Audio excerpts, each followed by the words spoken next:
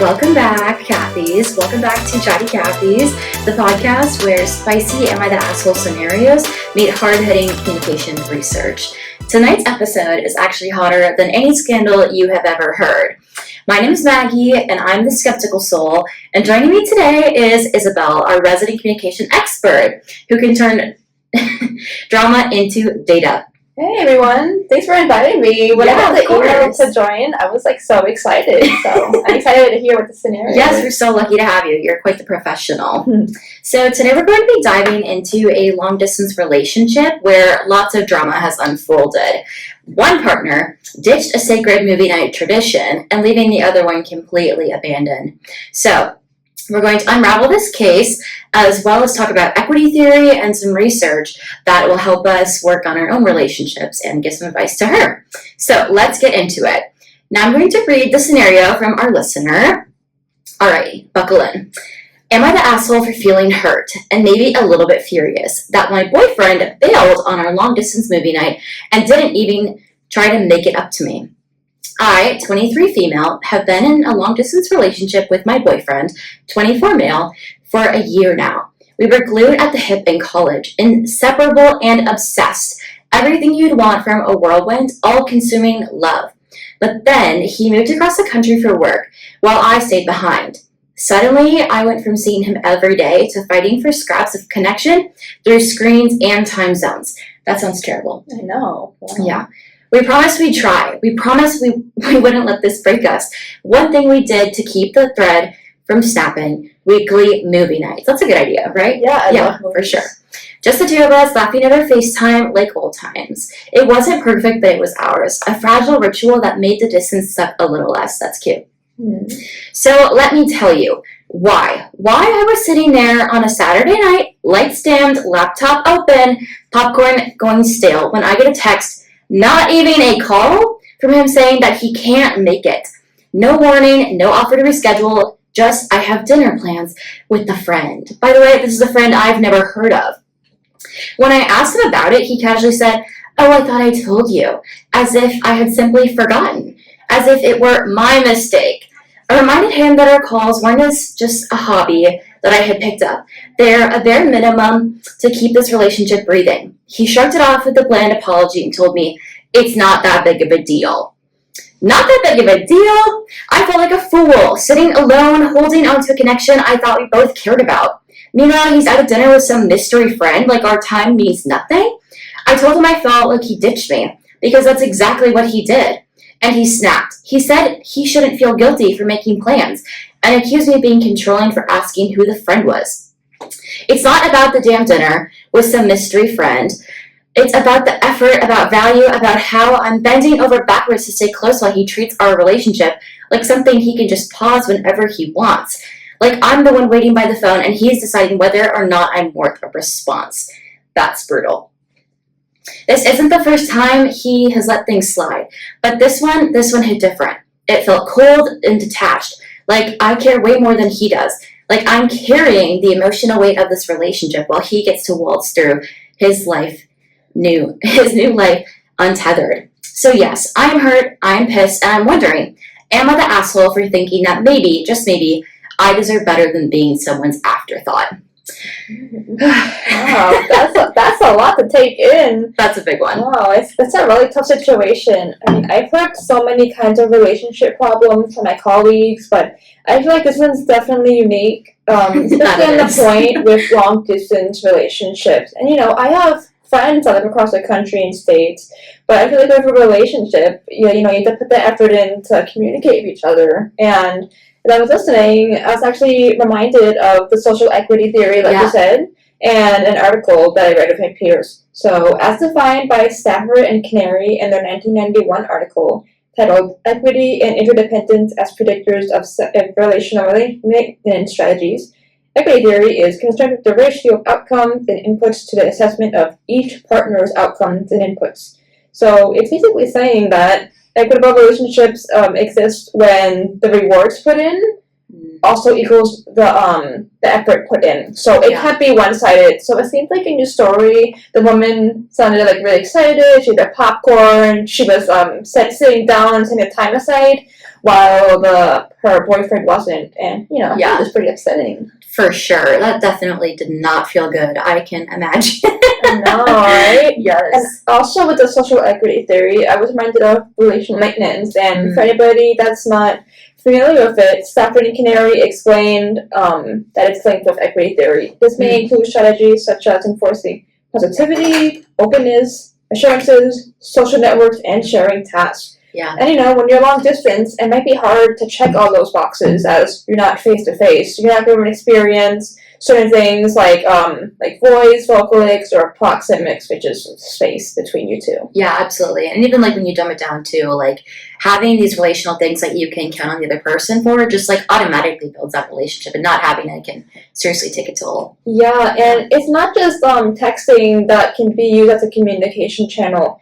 In a 2002 article titled Patterns in Communication Channel Use and the Maintenance of Long-Distance Relationships, Dayton and Ayler found that those who use channels such as internet, letters, telephones, even if you use calling programs like Skype, you might experience more satisfaction in a relationship. So when you have a variety of ways you can talk to each other, it makes that feel more rewarding, I feel like. Yeah, absolutely. So I have a couple questions for you, and I know we can have a little bit of discussion here about this, but how do you think communication strategies between close distance and long distance relationships vary? And kind of tell me a little bit more about that, what you've noticed. Yeah, sure, I got that. So I feel like I kind of briefly mentioned it before, but when you're long distance, you're living in different living arrangements, different surroundings, versus when you're geographically close, you can sit in the same room, go to a cafe, and talk to each other. Absolutely. So people might feel like one is more rewarding than the other, but they both still have the same kind of maintenance strategies.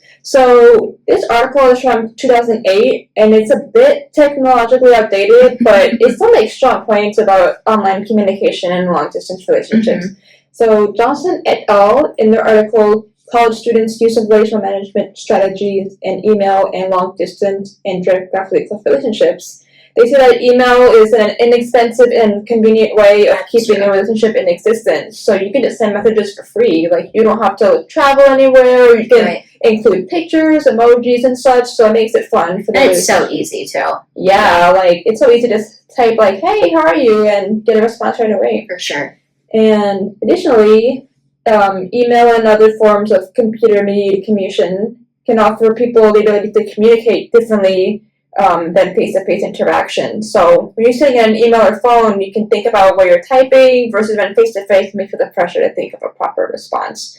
So for the relationship in this scenario, it seems like texting and calling was the main way of communication, and like I said, pictures and emojis are a good way of absolutely. A super good way to keep that relationship feel close even when it's super far. Mm-hmm. Yeah, so thanks for the question. I have one for you. Sure, go for it. So you're studying communication studies right now? Working on it. So I want to know, why is social equity theory the best to describe how the situation played out? If you can go into that. Yeah, absolutely. So this case is pretty specific. It's pretty obvious to tell that she is feeling super left out, right? Totally neglected.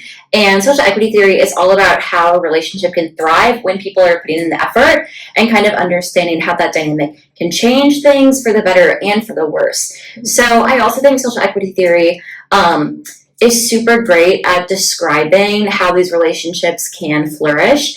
And we're going to get into a little bit later about how we can use this theory to help us make our relationships lasting. And while understanding this theory can be super pivotal for this situation, exactly if she's listening, hopefully she is, she can take away some of these things and hopefully mend her situation. Yeah. But one question I have for you is, what are some ways in a long distance relationship, what are some things that you can do to improve the communication strategies? So kind of back off that again. Yeah, so I feel like having a variety of ways to communicate can definitely help a lot. Mm-hmm. Like I said, I feel like just using text messages might start feeling a bit repetitive over time, but when you have calls, when you can see each other face to face, that helps a lot. And like I said, having a variety of those relational maintenance strategies met is going to be the key to keeping these relationships thriving. So going back to Stafford and Canary, they say that people are more likely to put effort, being supportive, communicative, and sharing responsibilities when they feel like things are fair and satisfied. So basically couples are more likely to keep the relationship healthy when it feels balanced and one person or no one person is putting more effort in than the other. Yeah, absolutely. Yeah, and we'll get more into that when we share a hot take in just a second. I have one more question before we get into that. Sure. So we're talking a lot about long distance. How do you feel that far proximity impacts romantic relationship and maintenance? So friendship is one thing and family members, but when you're dating someone that you really like, how does it feel to be apart from them, and how do you keep that going? Oh boy, well, I was in a long distance relationship for a while, and I can just say personally, like, that is one of the most difficult things I've ever gone through. Not only is the distance super challenging, but if you're in a situation where the time zone is different, that can be a total major player as well. And then, like, if you're super used to being in person talking, that can also change it drastically, just because that routine is shifted so much and you're not used to the norm. Yeah, I know for me, I have friends all over the world, and I know I have a lot on the West Coast, so they're in a Pacific time zone, so they're 3 hours behind. So sometimes trying to schedule things can be a little bit hard, but I think as long as you put the effort in, and even just saying, hey, I can't make it, that's perfectly fine. But and when you just bring it out of the blue and you don't really explain yourself, it can lead to, like, you know, doubt and insecurity. Absolutely too. And I think a big part of long-distance relationships thriving is having reasonable expectations. And a lot of people might have those expectations not vocalized, so there is a chance for people to be disappointed and feel like they've been let down, even when those expectations were not originally shared. Yeah, for sure. Thank you for that. Yes. Do you want to, let's get into our hot takes. So, hot takes! We're going to tell you guys, who do we think is the asshole? So I'll ask you first. What do you think? So I have thought about this for quite a long time, because for me it's really hard to think about, like, calling someone an asshole, but it is our job, so we will get to that today. Okay, so I think the female writing in is the asshole, and let me tell you why. I think that she's the asshole because, again, like I had kind of just stated, like, there's no expectations set other than this maybe not as founded weekly movie night ritual. She didn't specify how long they've been doing this for, so it could just be a few weeks or a few years, or not a few years, but a few months. So for me, I think she's taking this a little bit too far, and then also when she's making assumptions about her boyfriend, like having bad intentions, I think that's a little bit too far. But yeah, that's kind of my take. I think she's the asshole. But yeah, what do you think? For me personally, I'm the opposite. You're the opposite. Yeah, I like it. Shocking. Yeah, so I feel like the boyfriend is the asshole in this experience, and I'm gonna pull from another one of my peers' articles. So. In a 2000 study from Yi titled Attachment Style Differences in Online Relationship Involvement, an examination of interaction characteristics and relationship satisfaction, those with a secure style report a greater interaction breadth and depth with people online than dismissible and fearful individuals. So for anybody that doesn't know, just an attachment style. So you can be secure, you can be anxious, or you can be anxious and avoidant. So this is basically just telling people, how do you deal with, when you're with someone, how do you deal with just interactions and, like, if any kinds of, like, fears or doubts come up. So I think in this scenario, the female, I don't know if she felt secure or not, because if she was secure, that's true. To me, it felt like she was a bit anxious about everything. And I feel like this should have been something that they discussed before they separated, or, like, when they had free time. Move away, So to me, I'm not sure if this online arrangement is working for the boyfriend. So it seems like he's just fine with just texting, I can't do this right now, I'm just going off with his friends, like, in person. So I feel like assurance is a really big relational maintenance strategy as well, and others as well.